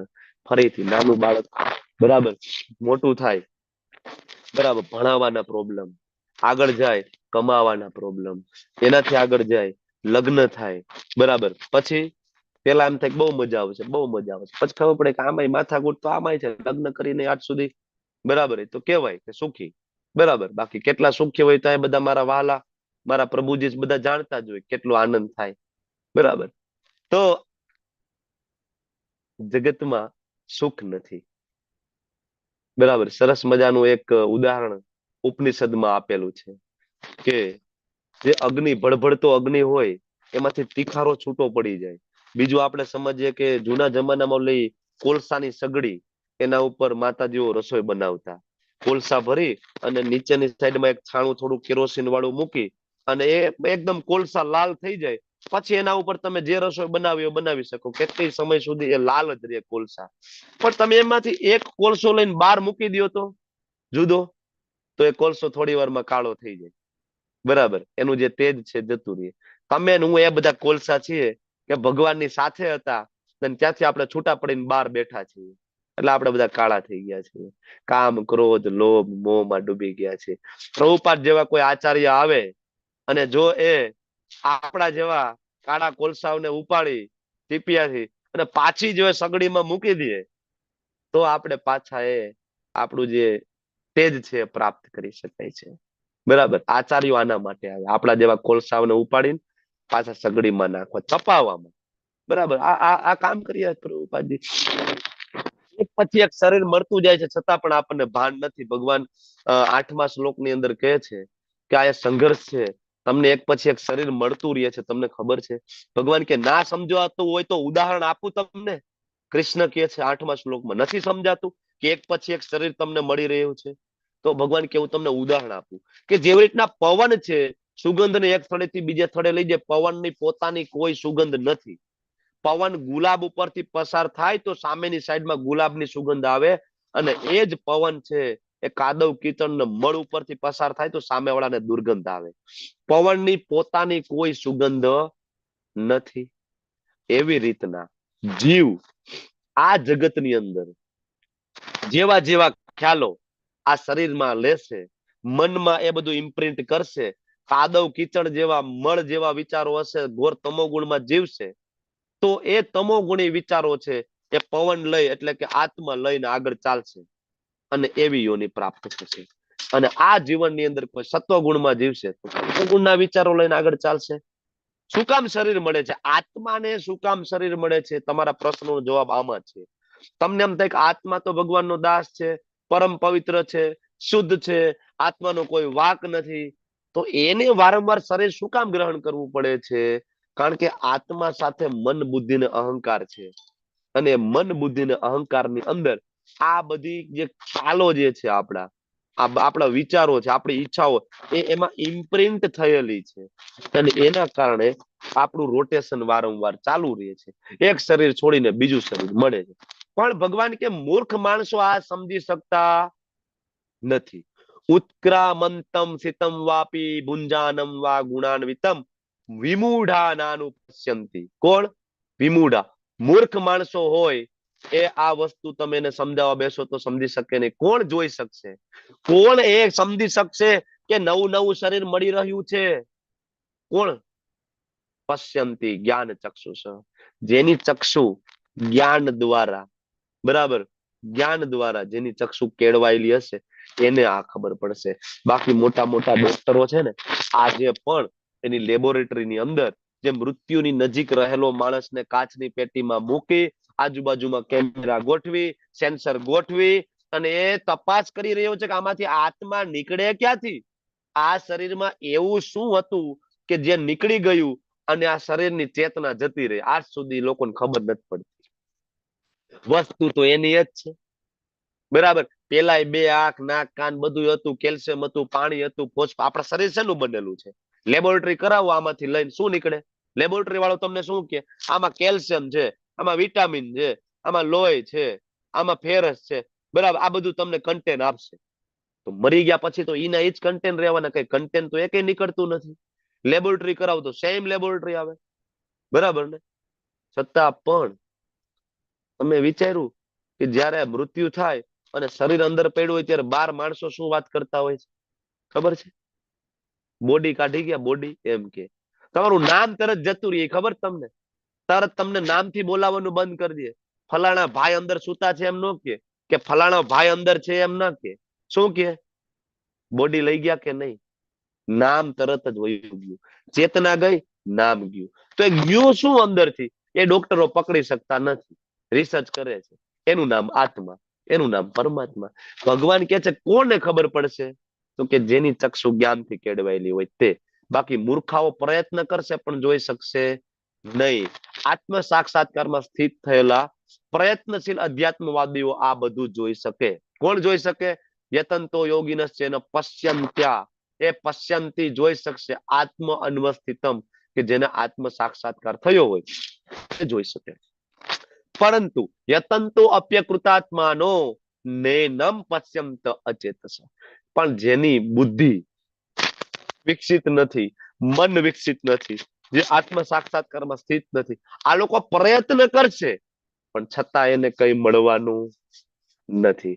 આજ સુધી વૈજ્ઞાનિકો ગમે એટલા મોટા એટલી પ્રગતિ કરી પણ એવું કોઈ માઇક્રોસ્કોપ આજ સુધી બનાવી નથી શક્યા કે જે આત્માની સાઈઝને માપી શકે, જે આત્માને જોઈ શકે. નથી જોઈ જ નહીં શકે, કારણ કે એને શાસ્ત્રની દ્રષ્ટિએ જોવું પડે. આગળ ભગવાન કે છે, બરાબર, કે તમે આત્માની સ્થિતિને નથી માનતા, પરમાત્માને નથી માનતા, વૈજ્ઞાનિકોના ગાલ ઉપર તમાચો છે. જે 13મો શ્લોક છે. વૈજ્ઞાનિકો એવું કે ને કે આત્મા નથી, પરમાત્મા નથી, ત્યારે ભગવાન કે છે શું માનો છો? ગામાવિશ્ય ચ ભૂતાની ધાર્યમ અહમ ઓજસા પુષ્ણામી ચૌષધિ સર્વા સોમો ભૂત્વા રસાત્મક, કે હું પોતે ગામ આવિશ્ય, દરેક ગ્રહની અંદર આવિશ્ય પ્રવેશ કરું છું, દરેક જીવની અંદર પ્રવેશ કરું છું. ધાર્યામી, હું એને ધારણ કરું છું. અહમ ઓજસા, મારી શક્તિ વડે. શું લાગે છે કે આ પૃથ્વી એની ભ્રમણ કક્ષામાં ફરી રહી છે, બરાબર? પૃથ્વી સતત સૂર્યનું પ્રદક્ષિણા કરી રહી છે, ચંદ્ર છે પૃથ્વીની પ્રદક્ષિણા કરી રહ્યો છે. કોણ કરે છે? થોડા દિવસો વૈજ્ઞાનિકો રોકેટમાં બેસીને, સ્પેસશિપમાં બેસીને બધા જાય છે કે પૃથ્વી ધીમી પડી ગઈ, થોડી ચાવી ટાઈટ કરી આવીએ ભાઈ? કોણ કરે છે? અનંત સમયથી પૃથ્વી ફરે છે, ચંદ્ર ફરે છે. કરે છે કોણ? હું. કોઈક તો હશે ને સુપ્રીમ શક્તિ. કોણ કરી રહ્યું છે? હું. સાયન્સ પાસે જ આનો જવાબ આપે. જવાબ કે પૃથ્વીની ગતિ કોના આધારે છે, બરાબર? ત્યારે ભગવાન એમ કે છે કે અહમ ઓજસા, મારી શક્તિ છે, મારી શક્તિથી એનો પોતાની કક્ષામાં રાખો. ઘણા બધા વૈજ્ઞાનિક માણસો હોય, બરાબર, એને જ્યાં સુધી તમે વિજ્ઞાનની રીતે જવાબ ના આપો તો સંતોષ ના થાય.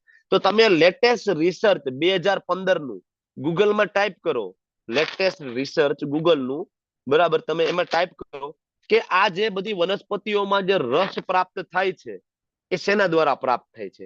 આનું લેટેસ્ટ રિસર્ચ, વૈજ્ઞાનિકનું નામ હું ભૂલી ગયો, તમે ગૂગલમાં ટાઈપ કરો, તમને વૈજ્ઞાનિકનું નામ, એનું રિસર્ચ પેપર ને બધું મળશે.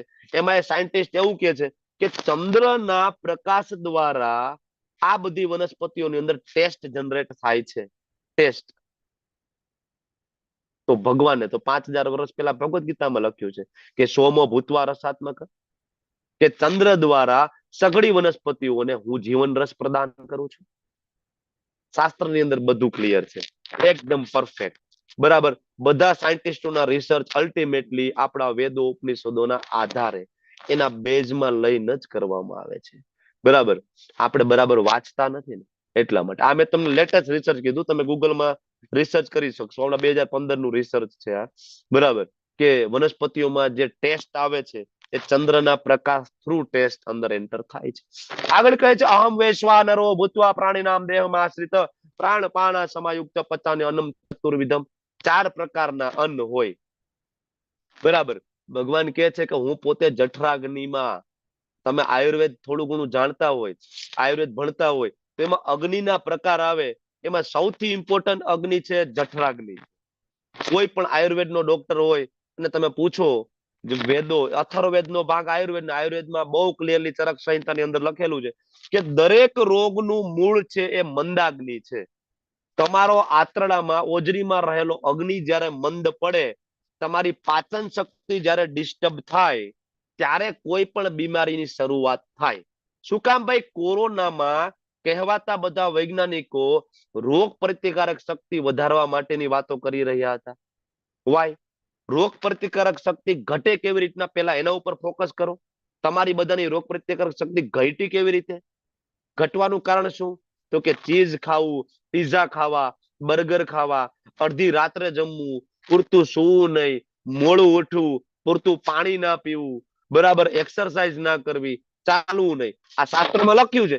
અને એનું એક તમને કેમ બધા ડોક્ટરો પછી સલાહ આપવા માંડ્યા કોરોનામાં? એક્સરસાઇઝ કરજો, પૂરતું પાણી પીજો, ફ્રૂટ લેજો, કહ્યું કે નહીં? પૌષ્ટિક ભોજન લેજો, બહારનું જમવાનું બિલકુલ બંધ કરી દેજો, સમજાવ્યું કે નહીં? રોગ પ્રતિકારક શક્તિ આવી ક્યાંથી?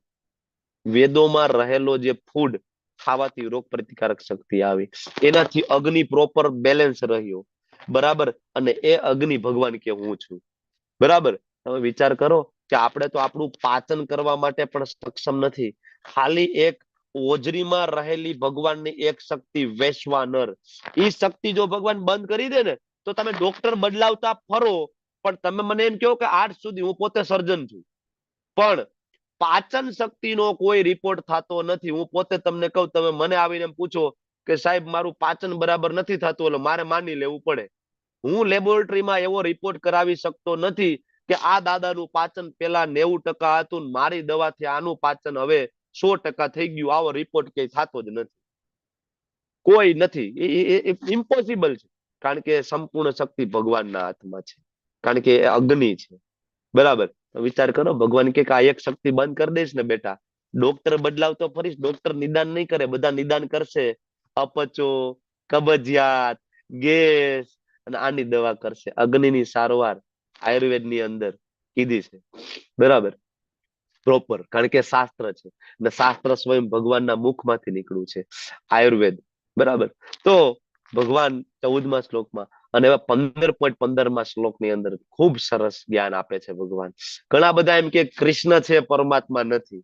ઘણા બધા એમ કે કૃષ્ણ અને ભગવાન બે જુદા જુદા છે. એનો જવાબ અહીંયા છે, સર્વસ્ય ચા અહમ હૃદય સન્નિવિષ્ટો. તમારા હૃદયમાં હું પોતે જ, કૃષ્ણ એમ કે છે કે તમારા હૃદયમાં હું પોતે જ પરમાત્મા સ્વરૂપે રહું છું. અચ્છા ભગવાન, તમે હૃદયમાં રહીને શું કરો છો? 3 કામ કરે છે. કયા? મત, સ્મૃતિ. પેલા તો તમને બધાને યાદ શક્તિ અપાવે. જો તમને યાદ શક્તિ હોય, તમારી કહેવાય કે ગ્રહણ કરવાની કેપેસિટી સારી હોય, તો ભગવાનનો આભાર પ્રગટ કરો, કારણ કે સ્મૃતિ ભગવાન દ્વારા તમને મળેલી છે. જ્ઞાન, તમને એમ થાય કે હું બહુ બુદ્ધિશાળી છું, હું બહુ જ્ઞાની છું, હું બહુ ઇન્ટેલિજન્ટ છું. ભગવાન કે મત, સ્મૃતિ, જ્ઞાન. જ્ઞાન આપનાર કોણ? હું જ્ઞાન આપું છું. અને અપોહનમ છે. અપોહનમ એટલે ભૂલવાડી દેવું. આપણા જીવનમાં એવી ઘણી બધી ઘટનાઓ બને છે કે જેને ભૂલવી વધારે બેટર છે, કે ખોટી વાત છે? આપણા પ્રિયજનો આપણને છોડીને જતા રહીએ, આપણા પ્રેમાળ મા બાપ આપણને છોડીને જતા રહીએ, આપણી પ્રિય પત્ની, ક્યારેક તો આપણે હોય અને આપણું બાળક આપણને છોડીને જતું રહીએ. કેટલું અઘરું છે, કેટલું અઘરું છે. જે બાળકને હાથમાં તેડીને રમાડ્યું હોય, મોઢામાં કોડિયા દીધા હોય, ઘણા બધા છે, એમની સાથે એવી ટ્રેજેડી થઈ હશે કે નહીં? બરાબર ને? તો વિચાર કરો કે એ આખી જિંદગી યાદ રહે તો? Is it possible? જીવી શકાય છે? સતત એની યાદમાં, સતત એની સ્મૃતિમાં જીવી શકાય? કૃષ્ણ કેટલા દયાળુ છે, અપોહનમ આપે, તમને ભૂલવાડી દે, જેથી તમે ફરીથી તમારું પૂર્વવત જીવન જીવી શકો, બરાબર. અને હવે ભગવાન આખી ભગવદ્ ગીતાનું સૌથી ઇમ્પોર્ટન્ટ સ્ટેટમેન્ટ કહી શકાય એવું સ્ટેટમેન્ટ આપે છે. ઘણા બધા માણસો વેદો વાંચે, ઉપનિષદો વાંચે, પુરાણો વાંચે, કૃષ્ણને ના સમજી શકે. ત્યારે ભગવાન એમ કે છે કે વેદેશ સર્વેર અહમ એવ વેદ્યો. અરે ભાઈ, વેદો, ઉપનિષદો, પુરાણો વાંચીને તારે જાણવાનું શું છે? સર્વ વેદો દ્વારા જાણવા યોગ્ય હોય તો એ હું છું, મને જાણવાનો છે. બરાબર, વેદો વાંચીને કૃષ્ણને જાણવાના છે, એના શરણે જવાનું છે, એની ભક્તિ કરવાની છે, કે જે નરસિંહ મહેતાએ કરી, જે મીરાબાઈએ કરી, જે મોટા મોટા આચાર્યોએ કરી, આ કરવાનું છે. બરાબર, વેદસ્ય સર્વે અહમ એવ વેદ્યો વેદાંત કૃત વેદવિદ એવ ચ અહમ. અરે વેદાંત કૃત નું સંકલન કરતા હું છું. ઘણા બધા આમાં ડૂબી જાય, વેદાંત કૃતમાં, બ્રહ્મસૂત્રમાં, વેદાંત સૂત્રમાં, વેદોમાં. બરાબર, 12 વર્ષ 15 વર્ષ વેદો વાંચો, ઉપનિષદો વાંચો, તમે એમ પૂછો ભગવાન કોણ, કે ભગવાન નિરાકાર છે. ભગવાન નિરાકાર છે, ભગવાન નો કોઈ આકાર નથી, અથવા તો બીજા જ કોઈ ભગવાન છે. એના માટે ભગવાન સરસ મજાનો જવાબ આપે છે કે વેદો જાણીને મને જાણવાનો છે. બરાબર, વેદો જાણીને આપણે કોને જાણવાના છે? સ્વયં ભગવાનને જાણવાના છે. બેકગ્રાઉન્ડમાં અવાજ આવે છે, જોઈ લેજો થોડું તમે. હરે કૃષ્ણ. તો આગળ બિલકુલ ધ્યાન ચૂકશો નહીં. જેવું અર્જુનને પક્ષીની આંખ દેખાતી હતી ને, એવા તમને ને મને કૃષ્ણના ચરણ કમળ દેખાવા જોઈએ આ મનુષ્ય જીવનમાં. બીજું કાંઈ નહીં. બાકીની બધી આપણી ફરજો નિભાવીએ, જે કઈ આપણી નિયત કર્મ, આપણી ડ્યુટીઝ છે, ડ્યુટીઝ કરીએ. બાળકોનું ભરણ પોષણ, માતા પિતાની સાચવણી, બરાબર, પત્નીની જે કઈ ફરજો નિભાવીએ. પણ આપણું ધ્યાન ક્યાં હોવું જોઈએ? કૃષ્ણના ચરણોમાં. જો જ્ઞાન કોને આપ્યું? ભગવાને. અર્જુનને. અર્જુન સંન્યાસી હતા? નહીં, અર્જુન ગૃહસ્થ હતા. કઈ જગ્યાએ આપ્યું? યુદ્ધ ભૂમિમાં. અર્જુન નિવૃત્ત થઈને જંગલમાં હતા, ત્યાં જ્ઞાન આપ્યું? નહીં, યુદ્ધ કરી રહ્યા છે, પોતે ગૃહસ્થ છે, યંગ છે, ત્યારે ભગવદ ગીતાનું જ્ઞાન ભગવાને આપ્યું છે. એટલે ભગવાને એવું નથી કીધું બધું છોડી દઈએ, પણ ફોકસ ક્યાં હોવું જોઈએ? કૃષ્ણના ચરણોમાં.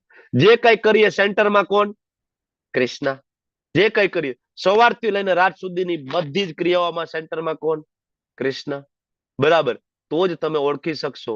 કારણ કે 15.19 ની અંદર ભગવાન એમ કહે છે કે યો મામેવ અસમ્મૂઢો અસમ્મૂઢો અસંશય. તમે ડાઉટ વગર કોઈ ભગવાનને જાણે. કઈ રીતે?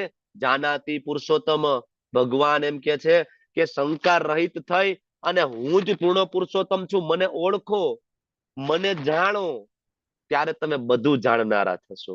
જ્યાં સુધી તમે કૃષ્ણને નથી જાણતા, બરાબર, આજકાલ તો કેટલા એવા સંપ્રદાય પંથ સમાજની અંદર છે કે જેના મંદિરમાં જાય તો પૂર્ણ પુરુષોત્તમ તરીકે કૃષ્ણ ન હોય, કહેવાતા એમના કોઈક ગુરુ કે કોઈક સંત એની આગળ પરમ બ્રહ્મ, બરાબર, અથવા તો પૂર્ણ પુરુષોત્તમ લેબલ મારેલું હોય છે. બરાબર, બહુ ધ્યાન રાખવાનું. શાસ્ત્રમાં આપેલા ભગવાનના એક પણ અવતારો સિવાય બીજા કોઈ અવતારોની પૂજા કરવી નહીં. શાસ્ત્રમાં શ્રીમદ ભગવદ ગીતા સ્કંદ 1 અધ્યાય 3 24 અવતારોનું વર્ણન છે. તમને કૃષ્ણ પ્રતિ પ્રેમ ના હોય, રામ તરીકે પૂજા કરો. રામચંદ્રજી હારે પ્રેમ ના થાય, નરસિંહદેવને પ્રેમ કરો. નરસિંહદેવ સાથે પ્રેમ ના થાય, તમે બ્રાહ્મણ હોય તો તમે ભગવાન પરશુરામની પૂજા કરો. બરાબર, તમને એમ થાય તો કુર્મદેવ, મત્સ્ય અવતાર, 24 અવતારો છે જેના શાસ્ત્રમાં એક્ઝેક્ટ વર્ણન છે. ભવિષ્ય પુરાણ ખોલો, એક્ઝેક્ટ વર્ણન છે. બરાબર, અને ભગવાન હોય, આવવાના હોય તો આની પેલા આપણે વાત થઈ હતી કે જગ્યાનું નામ, માતા પિતાનું નામ બધું આપેલું હોય. બરાબર, ભગવાન કલ્કી આવવાના છે તો કઈ જગ્યાએ, કોના પુત્ર તરીકે, કયા કુળમાં આવવાના છે, બધું અત્યારથી વર્ણન છે. બરાબર, ગૌતમ બુદ્ધ, બરાબર, ભગવાન બુદ્ધ 2500 વર્ષ પહેલા આવ્યા તો 5000 વર્ષ પહેલા લખેલું હતું કે બુદ્ધ આ જગ્યાએ આવી રીતે આવશે અને આ યોજના એની છે. મહાપ્રભુ વિશે આપણે ગઈકાલે ભણ્યા. એટલે ભગવાન હોય એના વિશેનું બધું વર્ણન આપણને મળવું જોઈએ. ઘણા બધા શાસ્ત્રોના અમુક શ્લોકોને મારી મચોડીને પોતાના કહેવાતા સંતને ભગવાન ઘોષિત કરવામાં લાગેલા છે. સૌથી મોટા અપરાધી છે આ લોકો. કારણ કે ભગવાન ભગવદ ગીતાના 15.19 માં એમ કે છે કે યો મામ એવ અસમ્મૂઢો જાનાતિ પુરુષોત્તમ, કે જે અસમ્મૂઢો સંશય રહિત થઈ, મામ એટલે કે મને, કૃષ્ણને, જાનાતિ જાણે છે, પુરુષોત્તમ પૂર્ણ પુરુષોત્તમ તરીકે, સ સર્વવિદ ભજતી. એ સ સર્વવિદ, એ બધું જ જાણનારો છે અને આવું જાણીને ભજતી, એ મારી ભક્તિમાં પોરોવાઈ જાય છે. બરાબર, ભગવાન કહે છે બધું છેલ્લે જાણે તો એ મારી ભક્તિમાં પોરોવાઈ જાય છે. પૂર્ણ પુરુષોત્તમ કોણ છે?